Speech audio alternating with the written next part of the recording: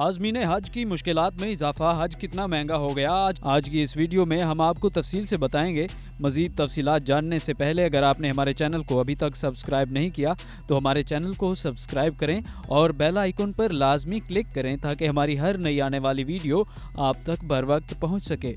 وفاقی کابینہ نے حج پالیسی 2020 کی منظوری دے دی، جس کے تحت حج کے زیادہ سے زیادہ اخراجات 4,90,000 جبکہ کم سے کم 4,80,000 مقرر کیے گئے ہیں، جو گزشتہ برس کے مقابلے میں تقریباً 54,000 روپے زائد ہیں۔ کابینہ اجلاس کے بعد پریس بریفنگ میں وفاقی وزیر برائے مذہبی امور نور الحق قادری نے کہا کہ ان کی وزارت نے ہر ممکن کوشش کی ہے کہ حج کے اخراجات کو کم سے کم کیا جائے۔ انہوں نے بتایا کہ افواہیں گردش کر رہی تھیں کہ اس بار حج کے اخراجات ناقابل برداشت حد تک بلند کیے جا رہے ہیں، تاہم ہم نے اس کو کم سے کم رکھنے کی کوشش کی ہے۔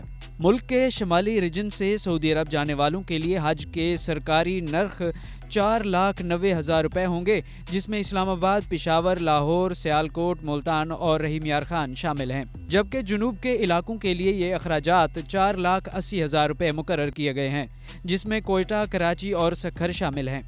گزشتہ برس شمالی ریجن کے لیے حج پیکج 4,36,975 روپے جبکہ جنوبی ریجن کے لیے یہ کوٹا 4,26,975 روپے تھا، جبکہ حج پالیسی 2018 کے تحت شمالی ریجن سے جانے والے عازمین حج نے 2,80,000 روپے اور جنوبی ریجن سے تعلق رکھنے والے عازمین نے 2,70,000 روپے جمع کرائے تھے۔ حج اخراجات میں جو اضافہ ہوا وہ پی آئی اے اور سعودی ایئر لائن کے کرایوں میں اضافے اور روپے کی قدر میں کمی کی وجہ سے ہوا ہے۔ سعودی عرب میں مینا میں مزید اقدامات اور سہولیات اپ گریڈ کرنے کے لیے 300 ریال اور 210 ریال ہیلتھ انشورنس بھی عائد کی گئی ہے۔ سعودی عرب سے 1,79,210 کا حج کوٹا ملا ہے اور ممکن ہے کہ اس میں اضافہ بھی ہو جائے۔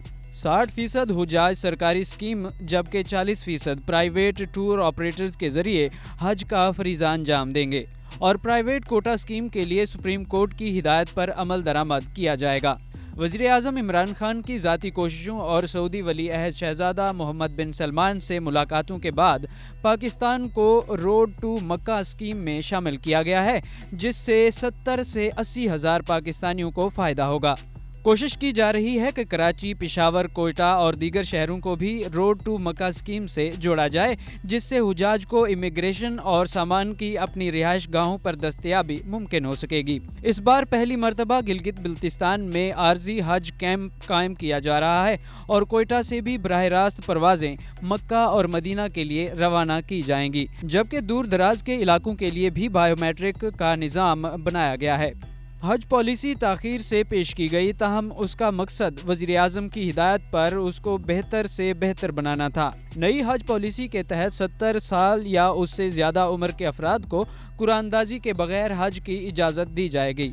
نور الحق قادری کے مطابق وزیر اعظم عمران خان نے وزارت مذہبی امور اور وزارت ماحولیات کو ملائیشیا کے حج ماڈل کو پاکستان میں متعارف کرانے کی ہدایت بھی دی ہے۔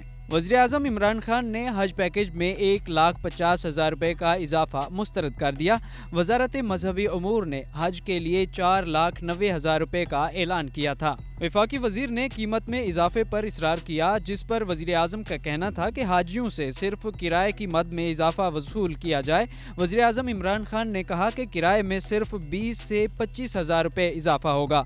عازمین حج سے 80,000 روپے کسی صورت وصول نہیں کیے جائیں گے۔